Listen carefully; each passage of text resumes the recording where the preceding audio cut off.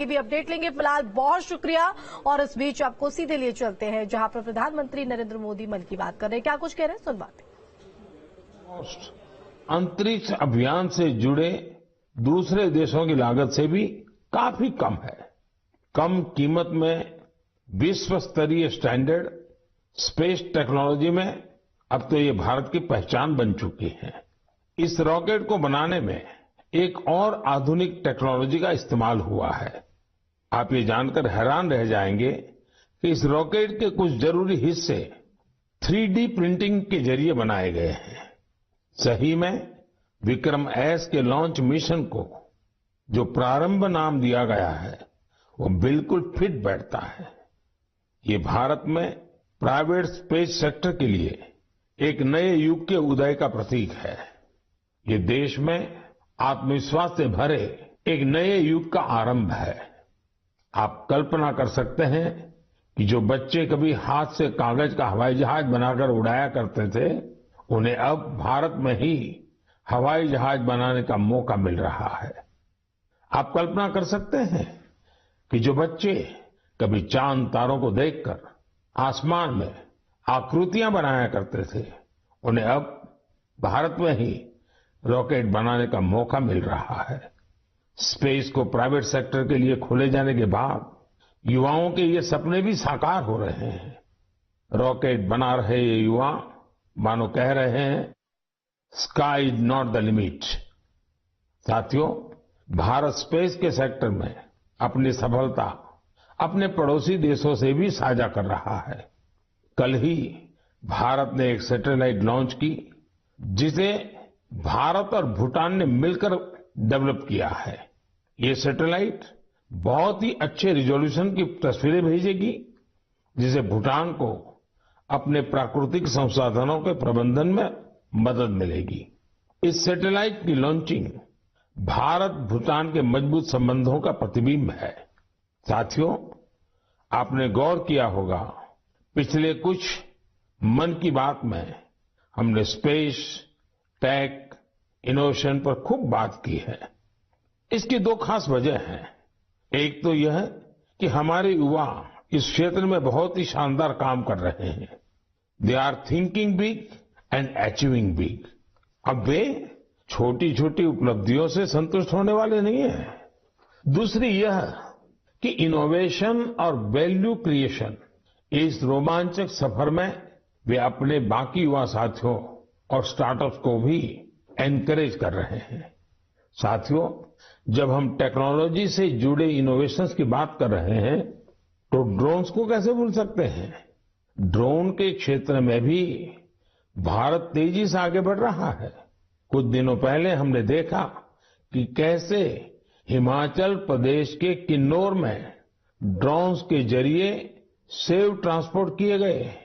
किन्नौर हिमाचल का दूर सुदूर जिला है और वहां इस मौसम में भारी बर्फ रहा करती है। इतनी बर्फबारी में किन्नौर का हफ्तों तक राज्य के बाकी हिस्से से संपर्क बहुत मुश्किल हो जाता है। ऐसे में वहां से सेब का ट्रांसपोर्टेशन भी उतना ही कठिन होता है। अब ड्रोन टेक्नोलॉजी से हिमाचल के स्वादिष्ट किन्नौरी सेब लोगों तक और जल्दी पहुंचने लगेंगे। इससे हमारे किसान भाई बहनों का खर्च कम होगा, सेब समय पर मंडी पहुंच पाएगा, सेब की बर्बादी कम होगी। साथियों, आज हमारे देशवासी अपने इनोवेशन से उन चीजों को भी संभव बना रहे हैं जिसकी पहले कल्पना तक नहीं की जा सकती थी। इसे देखकर किसे खुशी नहीं होगी। हाल के वर्षों में हमारे देश ने उपलब्धियों का एक लंबा सफर तय किया है। मुझे पूरा विश्वास है कि हम भारतीय और विशेषकर हमारी युवा पीढ़ी अब रुकने वाली नहीं है। प्रिय देशवासियों, मैं आप लोगों के लिए एक छोटी सी क्लिप प्ले करने जा रहा हूं। वैष्णव जन तो तेने कहिए जे पीर पराई जान रे।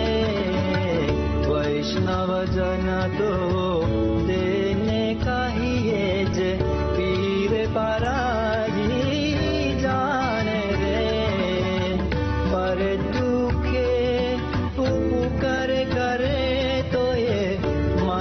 अभिमान नाने रे। आप सभी ने इस गीत को कभी न कभी जरूर सुना होगा। आखिर यह बापू का पसंदीदा गीत जो है, लेकिन अगर मैं ये कहूं कि इसे सुरों में पिरोने वाले गायक ग्रीस के हैं, तो आप हैरान जरूर हो जाएंगे और ये बात आपको गर्व से भी भर देगी। इस गीत को गाने वाले ग्रीस के गायक हैं कोनस्टांतिनोस कलाइजिस। उन्होंने इसे गांधी जी के 150वें जन्म जयंती समारोह के दौरान गाया था। लेकिन आज मैं उनकी चर्चा किसी और वजह से कर रहा हूं।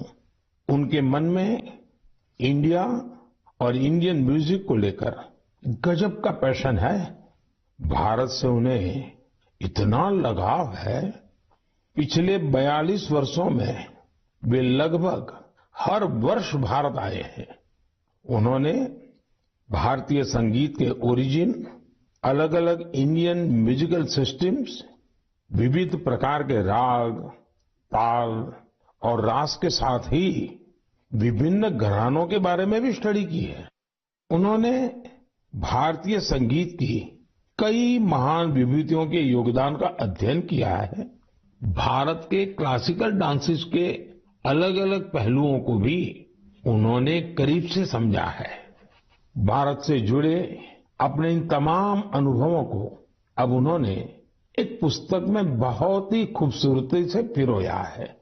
इंडियन म्यूजिक नाम की उनकी बुक में लगभग 760 तस्वीरें हैं। इनमें से अधिकांश तस्वीरें उन्होंने खुद ही खींची है। दूसरे देशों में भारतीय संस्कृति को लेकर ऐसा उत्साह और आकर्षण वाकई आनंद से भर देने वाला है। साथियों,